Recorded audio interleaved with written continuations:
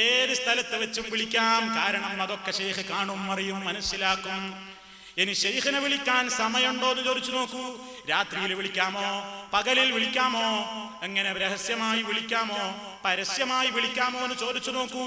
എന്താ അവരുടെ മറുപടി? വിളിക്കാം, ഏത് സമയത്തും വിളിച്ചോ. കാരണം എല്ലാ അവസരങ്ങളിലും നിങ്ങളെ കാണുന്നു, കേൾക്കുന്നു. നിങ്ങളുടെ മനസ്സുപോലും കുപ്പിയാകത്തുള്ള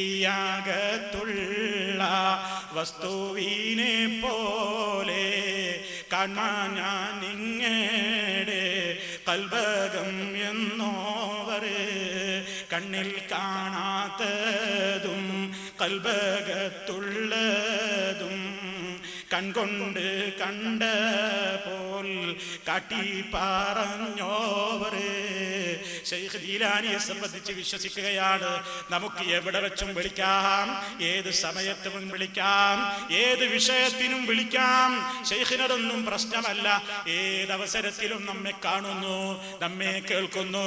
നമ്മുടെ മനസ്സുപോലും കുപ്പിയകത്തുള്ള ദ്രാവകം നമ്മുടെ നഗ്നമായ കണ്ണുകൊണ്ട് കാണും പോലെ ശൈഖ് ജീലാനി അങ്ങ് ബഗ്ദാദിലെ ഖബറിടത്തിൽ കിടന്നുകൊണ്ട് ലോകത്തെ മുഴുവൻ നിരീക്ഷിച്ചു കൊണ്ടിരിക്കുകയാണ്.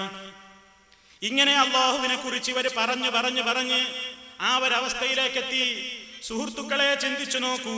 അള്ളാഹുവിന്റെ റസൂല് പറഞ്ഞില്ലേ, അള്ളാഹു കേൾക്കും പോലെ കേൾക്കും എന്ന് വിശ്വസിക്കുന്നത് ഇസ്ലാമിന്റെ രീതിയാണോ? അള്ളാഹു കാണും പോലെ കാണും എന്ന് പറയുന്നത് ഇസ്ലാമിന്റെ രീതിയാണോ? ഇത് നബിക്ക് പരിചയമുള്ള വിശ്വാസമാണോ? സ്വഹാബത്തിന് പരിചയമുള്ള വിശ്വാസമാണോ? നിങ്ങൾ നോക്കൂ, അങ്ങനെ ശൈഖുമാരെ അള്ളാഹുവിന്റെ സ്ഥാനത്തേക്ക് ഉയർത്തി. അള്ളാഹുവിന്റെ സ്ഥാനത്തേക്ക് തന്നെ മഹാത്മാക്കളെ അങ്ങ് ഉയർത്തി വെച്ചു. വെറുതെ പറയുന്നതല്ലല്ലോ. ശൈഖുമാരെ സംബന്ധിച്ചവരെന്താ വിശ്വസിക്കുന്നത്? നിങ്ങൾ ശ്രദ്ധിച്ചു നോക്കൂ. അള്ളാഹു ആദമിനെ പടച്ചത് തന്റെ ആകൃതിയിലാണ്. ശ്രദ്ധിക്കണം നിങ്ങൾ ഈ ഭാഗം. അള്ളാഹു ആദമിനെ പടച്ചത് തന്റെ ആകൃതിയിലാണ്. അതിനാൽ സൃഷ്ടാവിന്റെ ഓരോ ഗുണത്തിന്റെയും കോപ്പി തന്നെയാവണം മനുഷ്യന്റെ ഗുണവും. കേൾക്കുന്നുണ്ടോ? ശ്രദ്ധിക്കുന്നുണ്ടോ നിങ്ങൾ? അപകടകരമായ വരികൾ. അള്ളാഹു ആദമിനെ പടച്ചത് തന്റെ ആകൃതിയിലാണ്. അതിനാൽ സൃഷ്ടാവിന്റെ ഓരോ ഗുണത്തിന്റെയും കോപ്പി തന്നെയാവണം മനുഷ്യന്റെ ഗുണവും. അപ്പോൾ സൃഷ്ടാവിനുള്ളതൊക്കെ മനുഷ്യനിലും കാണും. അള്ളാഹുവിലേക്ക് ഒരു മനുഷ്യനണ്ട് അടുപ്പങ്ങോട്ട് പൂർത്തിയായി കഴിഞ്ഞാൽ എല്ലാ ന്യൂനതകളും അങ്ങ് പോയാൽ ആ മനുഷ്യന്റെ പേരാണ് സമ്പൂർണ്ണ മനുഷ്യൻ.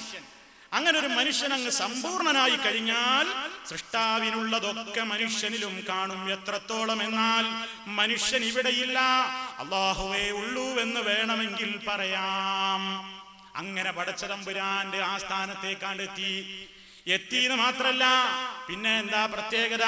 പടച്ച തമ്പുരാനെ സംബന്ധിച്ചവര് കൃത്യമായി എല്ലാം അങ്ങറിയും. നിങ്ങൾ നോക്കൂ, ഈ കാണുന്നത് വഹദത്ത് മാല വ്യാഖ്യാനമാണ്.